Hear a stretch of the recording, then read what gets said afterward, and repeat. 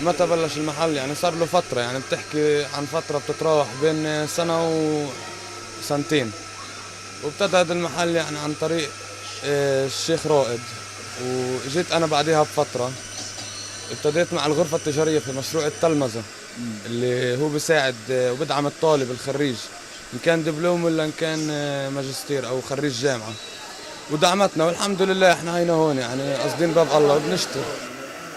بنبيع تلفونات يعني أجهزة منيح يعني بتجنن، يعني أجهزة بتجنن، صنع دبي، والشغل منيح يعني فيهم. ايش خدمات تاني غير بيع الاجهزه، برمجه او غيره؟ كفرات، برمجة، سوفت وير، أجهزة تركيب اي سيهات، كل اشي بتروح من ناحية صيانة وبرمجة كله على هون بنعمله.